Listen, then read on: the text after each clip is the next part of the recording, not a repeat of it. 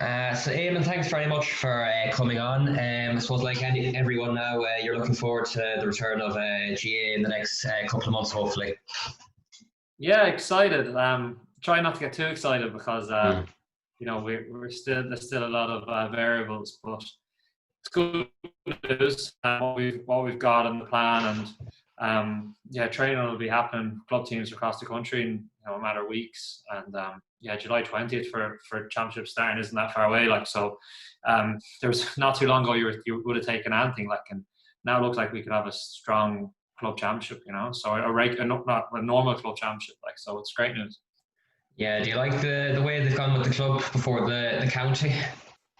Yeah, well, I think that they had to, because there's just way more players playing club, and if something was to go wrong, or if they were to only be able to get in one of them, they have to go first with club and have to make sure they get club in because everyone can play it. And also, if there's any teething problems, I suppose you can get away with it in club level, but you can't really, inter-county can be a bit more of an issue. So. I think it's just kind of a common sense, and then also inter-county players need a bit more time for preparation. So, it was a bit of a no-brainer of a decision. Yeah. You can nearly even see already that a few people are saying, what if the club championship goes into sort of the late September when the inter-county training resumes, and that could throw a few more problems returning to the inter-county then. Yeah, well, that's the most interesting thing from it because that's inevitable. I think that the club championships will run into that date, so the players are going to be pretty stretched. I don't think it's something like you say. If you look at that club window when you had club teams, county players were supposed to be with their clubs for the month of April. They were all doing bits and pieces with their counties anyway. So it's not alien to them. And if you look at at underage level, players are constantly having to play with their county, train with their county while the club is going on. So they wouldn't be completely alien to them to balance the two, but there will definitely be clashes coming from it. Because some club managers, the pressure club managers are on nowadays, they won't be happy about it. That's it. One thing that probably won't go ahead is the tier 2 that they had planned bringing in this year, maybe with time and that. Would it be something that you're in favour of, that smaller counties might have something more realistic to aim for to be winning in the summer? Yeah, well, the structural change, it was necessary it was necessary because you're getting a lot of hammer-ins and you're getting a lot of mismatches. And I think they've done it in such a way that they started off with the provinces as usual. Everyone comes into the provinces with provincial championships, and I suppose that's kind of trying to create the allure that everyone starts off with an equal footing. But it's not really the case, obviously, because now you don't get a second chance, and most of those teams are going to lose in the provincial. I don't think there's going to be much appetite for that second tier competition, to be honest. I think a lot of players, once they lose the provincials, will go off to America and go off committing to their clubs. I can't see a huge amount of difference in it and what was the Tommy Murphy Cups and them competitions in the past. So I can see the need for structural change, but I don't think that's going to solve the issue. I think that the thing that it almost looks as though they think that the major mismatches and the major problems that we were having were hammer-ins in the qualifiers, where that wasn't the case. The major issue was hammer-ins in the provinces. When you see Longford getting hammered by Dublin and stuff like that, that's the sort of stuff that they need to address. And this isn't going to address that because they're still going to have the exact same provincial championship. So there's a need for structural change, but I don't think this is going to solve the problem. Yeah, and it's even, I think if you lose your first provincial game and you lose your first tier 2 game, you're still out. So it's nearly the exact same. I think probably players just want to play more games because teams like Leitrim, Wicklow, a few of these, they target probably the league more so than the actual championship in the summer. Yeah, and I think that a lot of it is them counties. They actually, a lot of people say, they train as hard as anyone else. They do train as hard as everyone else. They might have the quality of training as everyone else. They might have the facilities or the top trainers or the sports science behind what they're doing. In terms of effort and nights, they're putting in a huge amount, and you're expecting them to do that for for a competition which is deemed lesser, it's very hard to get them to do it. I just can't see there being an appetite for it, to be honest. The lads that I know who are playing for the smaller counties are not happy with it. And the big issue I have with the whole idea of it and the whole structural rules changes, everything that the GA have is, they bring in these changes. They've got such little input from players and everything that they do. The EPA has one vote in Congress. So it just takes them so long to get any positive change. They almost have to do 2 or 3 wrong things before they get it right. Like, you just know well that this isn't going to go well, and they say, "We'll give it a chance. We'll give it a chance and make a few tweaks to it," and they probably will eventually get something half decent that could have been done earlier if they brought in the players and had a more of a thorough discussion on it. Yeah, would you nearly even think that maybe something like 8 groups of 4 in the summer that might just work? You keep the provincials maybe just before that, and then top 2 go into the Sam Maguire, and bottom 2 sort of the tier 2, that you still get the chance to earn your right to get into the main competition. Well, for a starter, I think in any sport you're going to have gaps between stronger teams and weaker teams. Like there are stronger teams that are going to go through cycles that will win games comfortably. I think the main issue with the GA is the fixtures, and I think the way the season is laid out. And I think if you can condense the season and make a specific season, so then if you have an inter-county campaign where it's like league, and the league almost runs straight into your provincial and All-Ireland, and then that can put more of an emphasis on the league for those teams, because if it's all running in, so that can actually be their focus, the same way like in soccer and stuff like that, a league is, but when you have like a league as almost like a pre-season entity at the moment, because it's, there's a big gap of 5 or 6 weeks more between the championship, then it's almost strange for teams to prioritize it. But I think the league, there should be a pre-season, a long off season, a pre-season, and then you should have your league and then running into your championship, whatever format it is, and then the teams can prioritize whatever they want. And I think you're right to link in progress in the league to how the championship format is staged. I think that's right.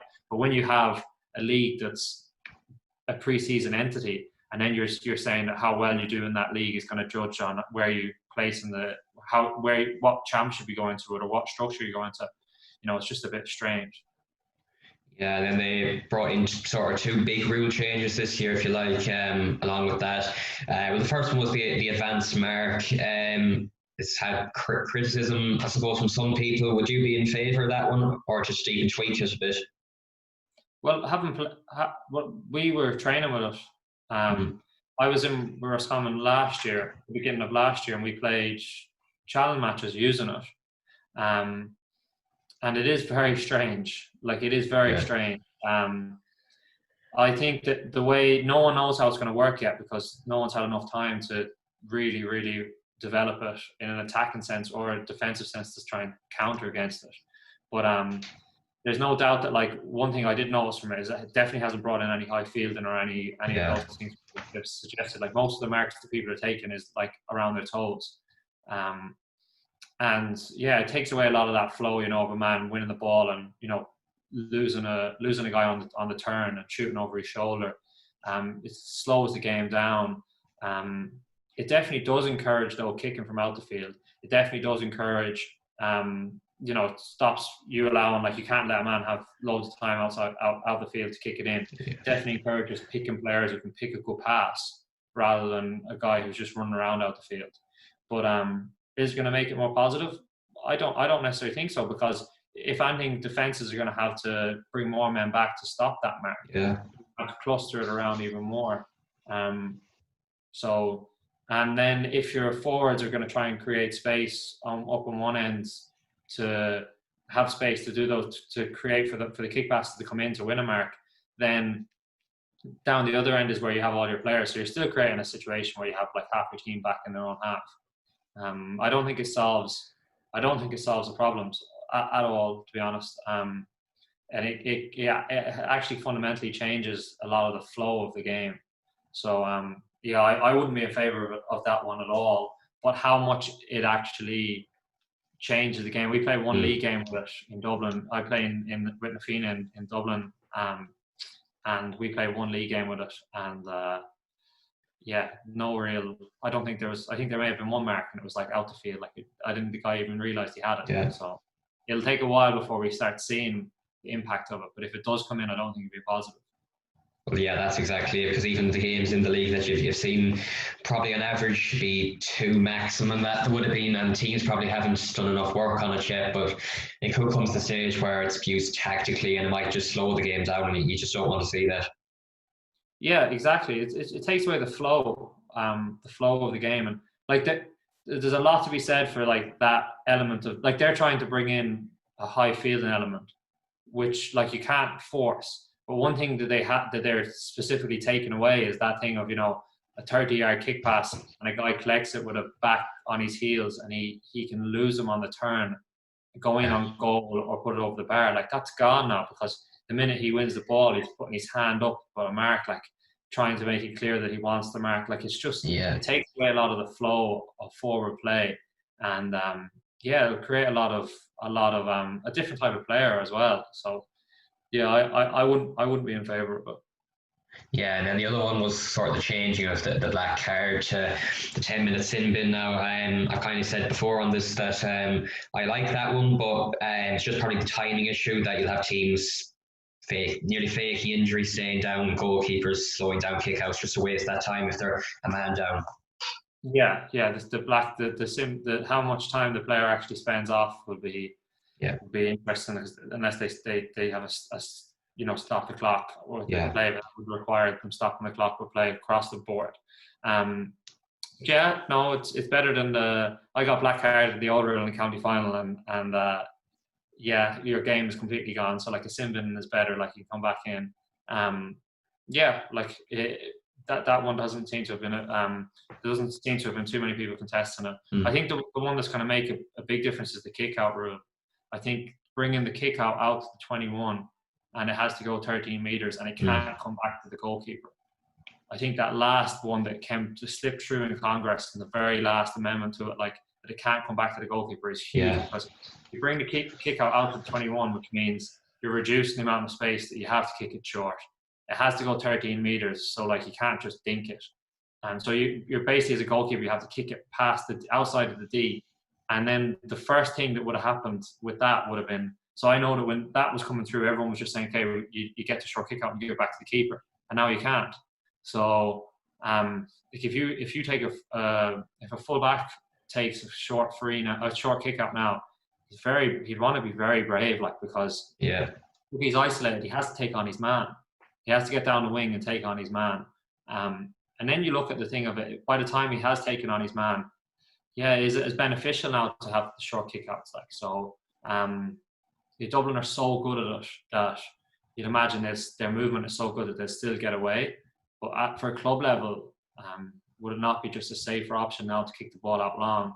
And I suppose that's what they're trying to force. So if that does result in more long kickouts, I don't think there's any harm in that, because I think the short kick out thing has gone a bit too far. Like it's becoming like it's the main thing in a team setup now for the year is how they do a short kick out. Like, so it has taken away a lot of high fielding. So that's a definite rule. And then there's a bit of a side thing with that. A lot of people are seeing on social media and stuff like that it doesn't specify if an outfield player was to take a kick out, they can get it back. Like, do you really see an outfield player come and taking a kick out? I don't really see it, like, but I think that's one that's definitely going to have an impact. I know that from being involved in a club setup, like when that rule came in, everyone was worried, like, so. Yeah, and it's probably even at club level, if you just have one referee during the game, all these rule changes that, they might just miss something and you have people giving out and that. So nearly too many at one time can have a big negative effect as well. Yeah. Well, the referee in America, they kick out, I suppose they have time because, it's a stop play and they just have to make sure it comes out in 21 and that it goes 13 meters. Like, it's free has to go 13 meters. So it's easy enough to judge that, and they can't go backwards. But I suppose they might pick up in the other one going backwards. But the sin bin, I suppose somebody has to be timing that on the side. I suppose they probably have to time it themselves. Yeah. But the offensive mark, making sure that the guy has his hand up, that the whistle is blown, that it's judged right. That's going to be that's going to cause a few issues. Yeah, even a few challenge matches. I think the fella has to put his hand up as well to signal he's taking a mark. Otherwise, if he doesn't, he's nearly pulled for steps. Then it just causes all this confusion at times as well. Yeah, no, absolutely. The hand has to go up. Like you see it with teams. They were before the lockdown. Teams were practicing that, trying to get into the habit. But yeah, I especially with what's happened with the pandemic and I don't think it's going to be that prevalent in the championships this year. But like moving forward, if it does stay there, it will be one that it'd be interesting to see how teams, managers and coaches who are full time at it, can manipulate it positively or can counter against it.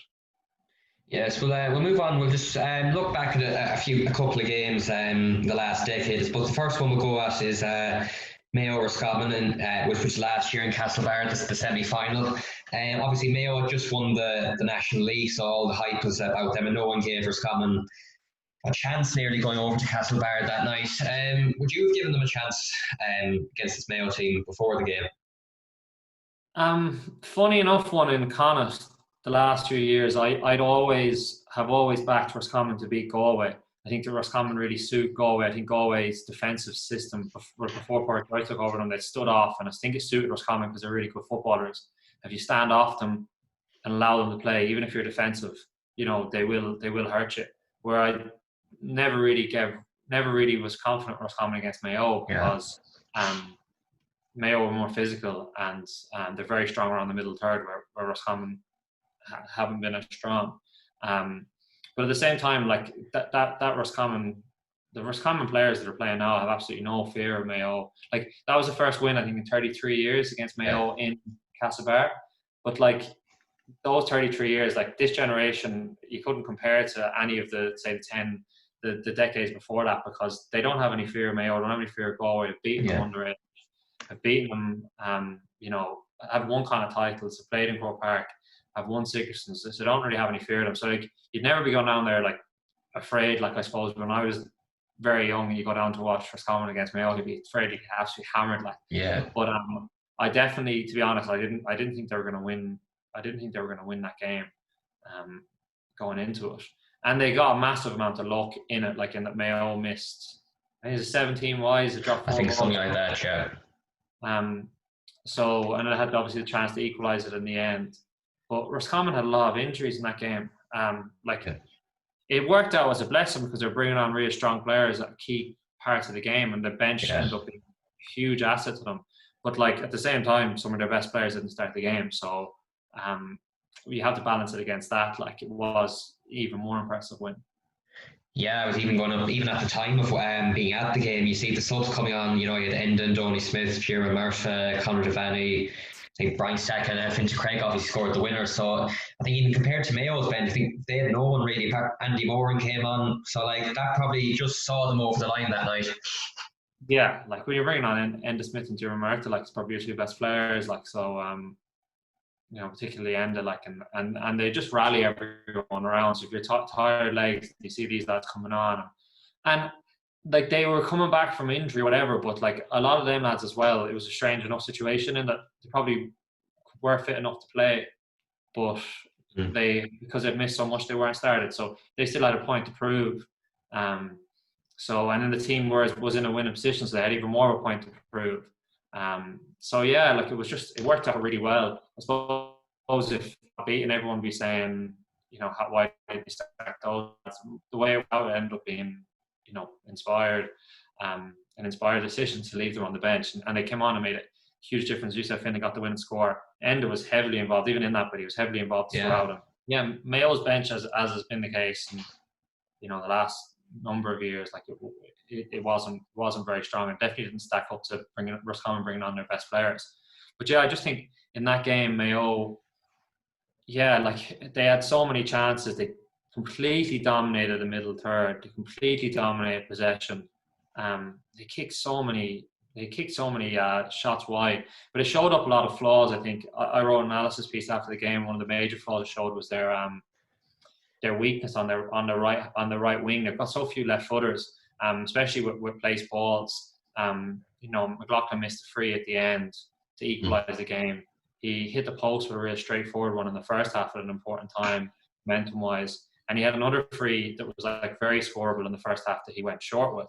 And like they just have very few left footers. They took off the 2 free takers, but they have very few left foot free taking options anyway. And they have very few left footers on the team anyway. And they're a running team, so they're constantly running the ball down the centre or off to the right into awkward positions for shooting. And it's little wonder they miss so much. Like you can say, on one hand, geez, they kicked that game away, but geez, how many games have Mayo kicked 17 wides in, and not that amount, but close enough to it. So it's almost a given with them in the games that they lose. It's the way they play. They play with such attrition and they're such a running game that they generally run the ball into really dangerous zones, but also zones that are quite hard to score because it's either to the right or really bunched. As even on that last free, obviously Cillian O'Connor wasn't playing, but if I remember correctly, I think Conor Loftus had just come on and he wanted to take the free, but I don't think McLaughlin even wanted to take that free. I think Diarmuid O'Connor gave him the ball because I think he's probably the only left-footed free taker on the field at the time, but probably think if Loftus had taken that, that's going over the bar because it wasn't the hardest free, to be honest. No, it wasn't, and the fact that Loftus kind of fancied it, but at the same time, like you need to kind of have a bit of structure with these, and I suppose McLaughlin, the fact he'd missed the 2 earlier as well, but again, it just goes in. I think in their squad they've got Evan Regan is left footer, Aidan O'Shea's not be taking frees, but he's a left footer and he's around the middle, and then they've got Fionn McDonough to left footer. And McLaughlin was the only one on the field. And at the end of the day, McLaughlin's a wing back that was like converted into a half forward.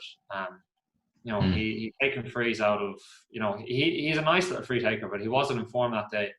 But that's a problem that kind of was really showing up in that match. The amount of shots that they took, I think they had 19 shots or something from that wing, and they converted like single digits of it, like, I think it's 4 or something like that. So, they just, it really highlighted some of their weaknesses in their forward line. And you mightn't think, like, people might look at that and say, oh, the right footers, like, there's absolutely no doubt that, like, the top teams, and when you look for a balance in your team, like, you do need to balance those things between your right footers, your left footers, because players do play into certain sides. It's not just free takers, but it's also in the balance of your team.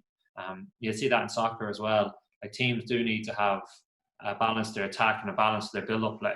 And Mayo are very one-dimensional. And generally, that one dimension would just grind Roscommon down. But they missed so much, and Roscommon just built momentum.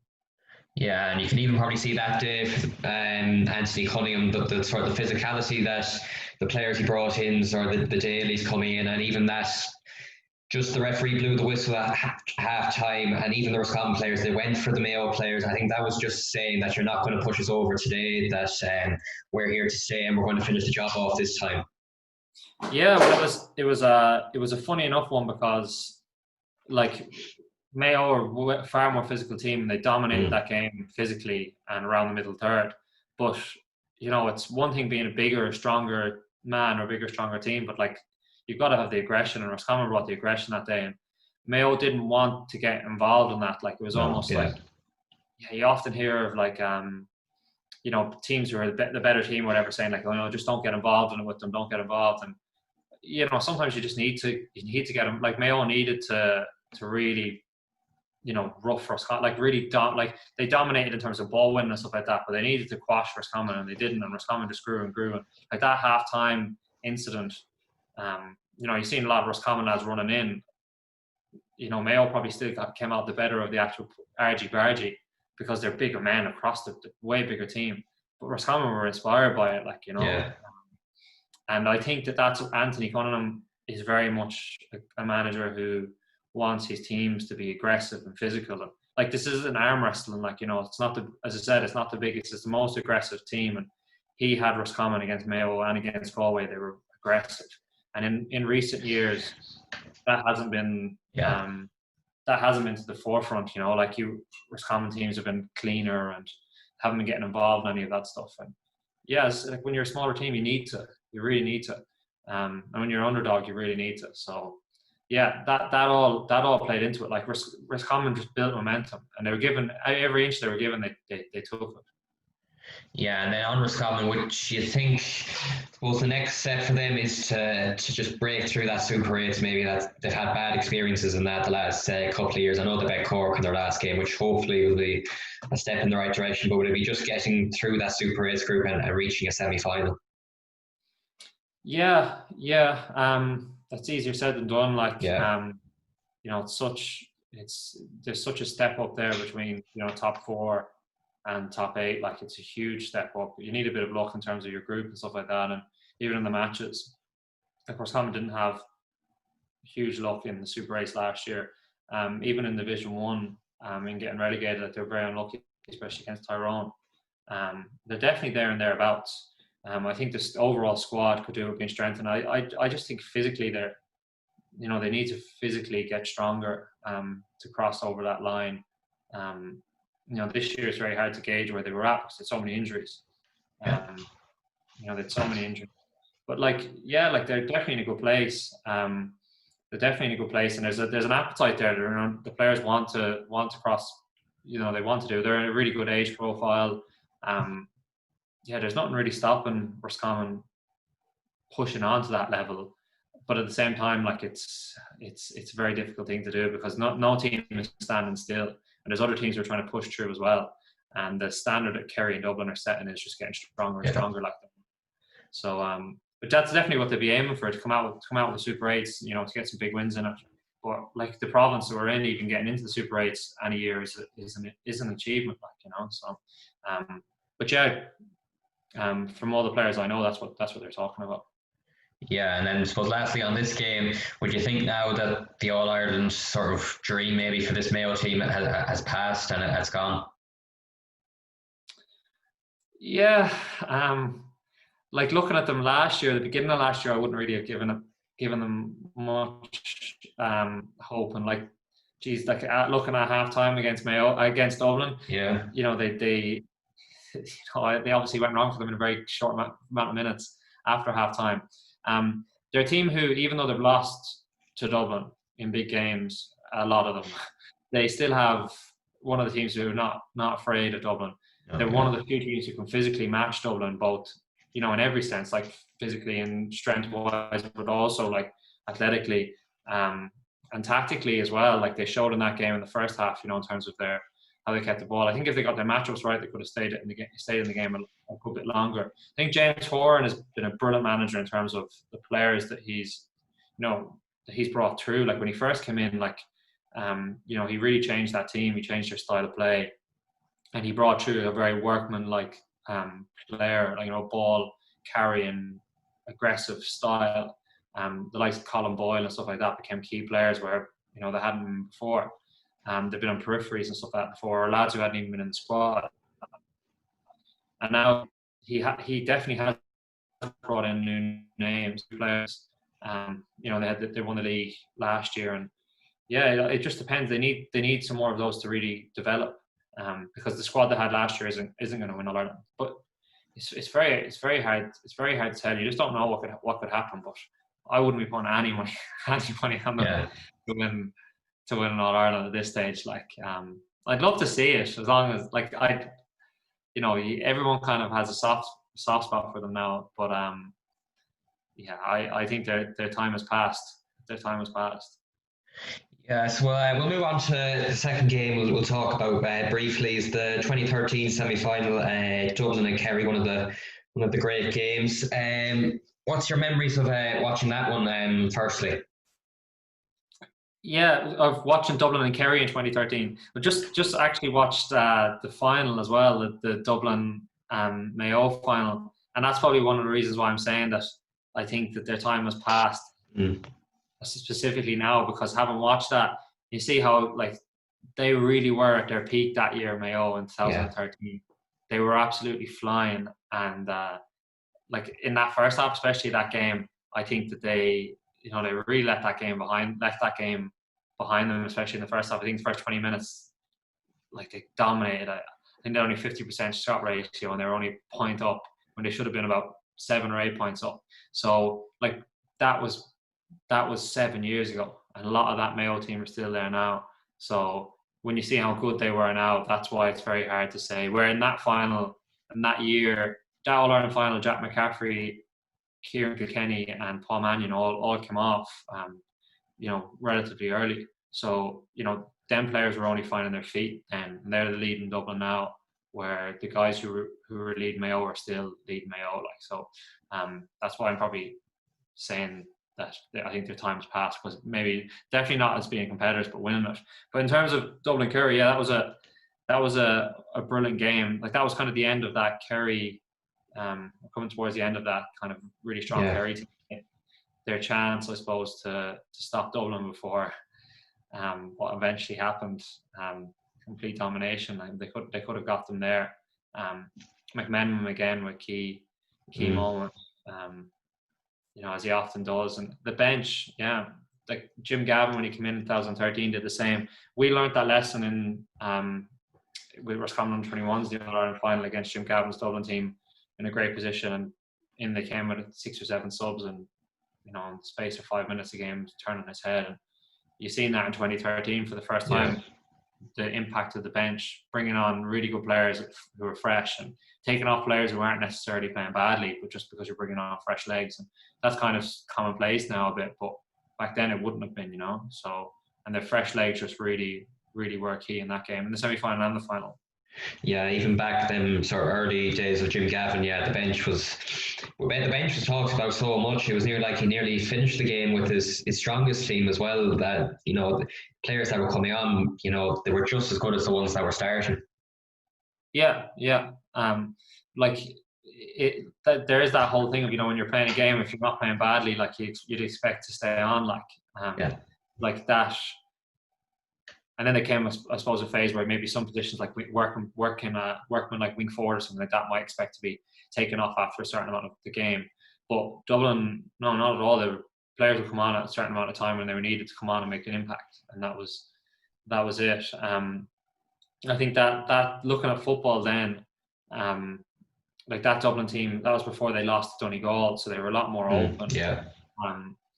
And the game itself was a lot more frantic, a lot more open. But Dublin were still more efficient than Kerry and Mayo. They still were more efficient. They still did, defended, really, really well, really good defenders.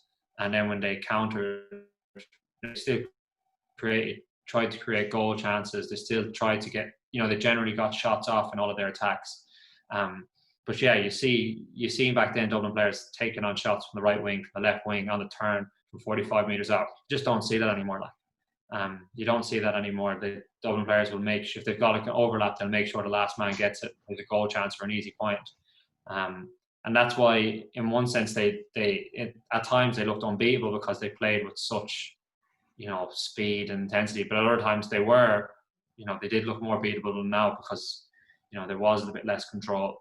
So watching them back is very interesting because, as I said, it's kind of a mixture between the older game where there was more risk, because the modern game now there's not much risk in it. There was more risk and more abandon in the game, but then when you brought in the modern day speed and intensity and physicality and endurance levels, it just turned into like watching the players. They're playing on fumes, and then that's obviously what led them to how the game has gone now. And managers start saying, we can't continue to take those risks. Let's keep the ball. Let's engineer. Let's get it to the last man. And that's the game now. If you take a shot on and even in a club match now, if you take a shot on from a mad angle, we roared out of it. Not to mind Dublin, so. Yeah, and even that first half, lots of talk about sort of Colin Cooper's performance from just sending forward these little passes, some of the passes he played in for a couple of goals. Would you say he's probably the greatest player, definitely the last 20 years? Anyways. Gooch, he would even reinvent himself when he went out to centre forward again.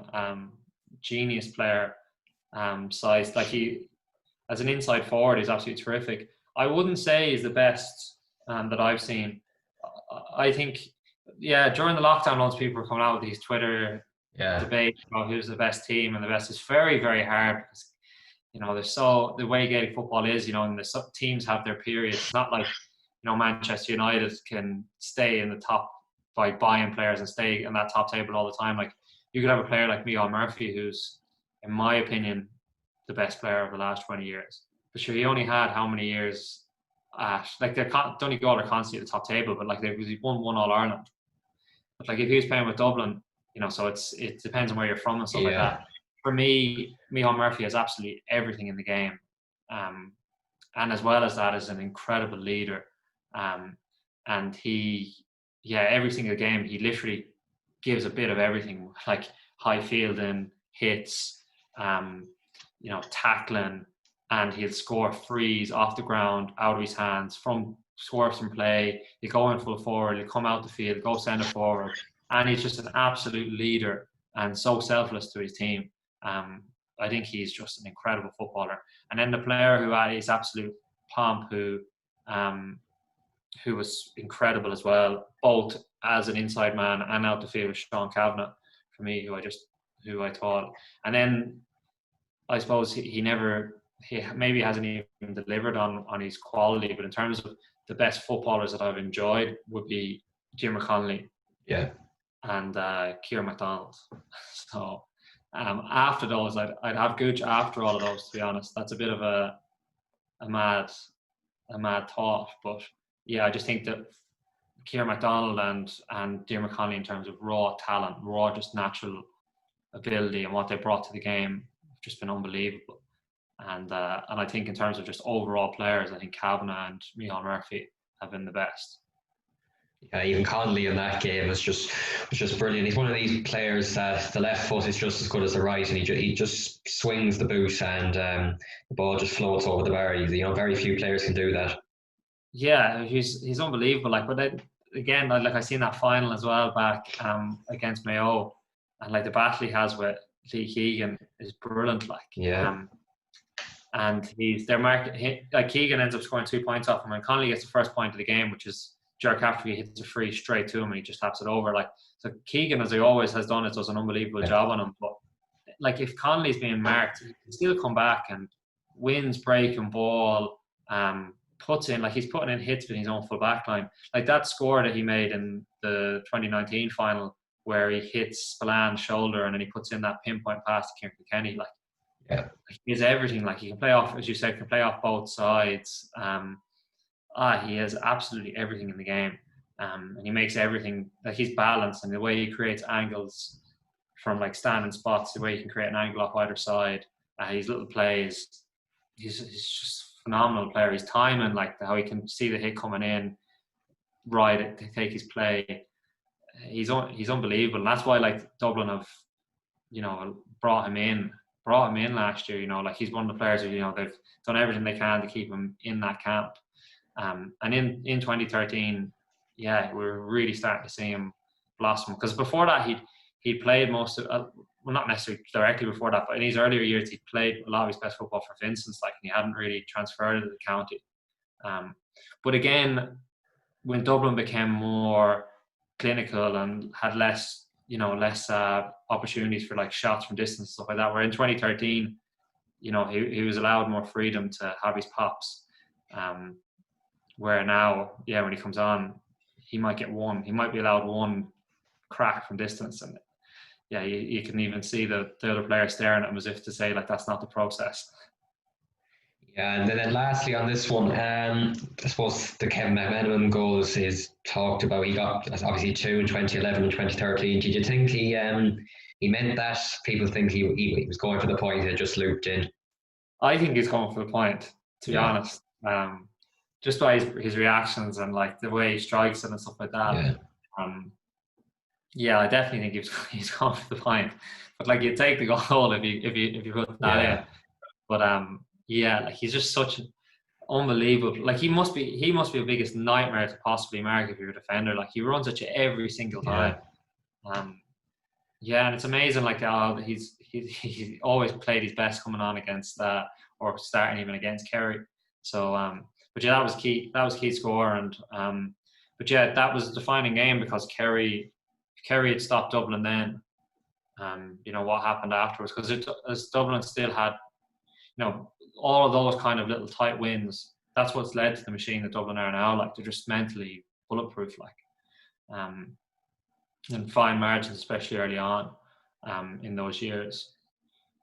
So yeah, that was a crucial game, but it was a brilliant game. And in terms of skill set and stuff like that, it was just, yeah. But like, you'd like the rule changes that are coming in, I suppose, are trying to create that contest again, and that.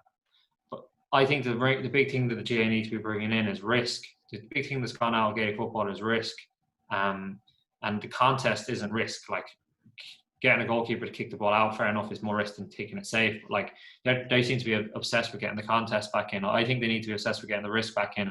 Things for me, like, you should be rewarding shots from distance. Like, so say if you score from outside of 45 meters, you should be able to get 2 points. That's reward and risk, and reward and skill as well. If you pass the 45-meter line, you shouldn't be allowed to come back. Like, which again, that brings in risk, because once you cross over that line, you start, the game, it's like a basketball, like, it's an attack. Once the attack starts, you've got to create something. Like, so, yeah, they're the things that, watching those games back, in 2013 and backwards, you see a lot more off the cuff stuff. And yeah, it's a shame you just don't see it anymore in football. Yeah, then to finish up, do you see anyone catching Dublin in the next 2-3 years? Obviously, probably Kerry are the obvious ones, but outside of them too? Kerry, obviously, Kerry I was backing last year to do it. I still think they're very strong, and they're the team that's coming to, who I think are going to be dominating. Pardon me. I think that Donegal are even stronger than Tyrone are strong, and they're coming, and they're not that far off. I think Donegal are very strong, but I think what they've done the last few years is they've peaked, and they're purposely peaked to win Ulster titles and to go on in Ulster.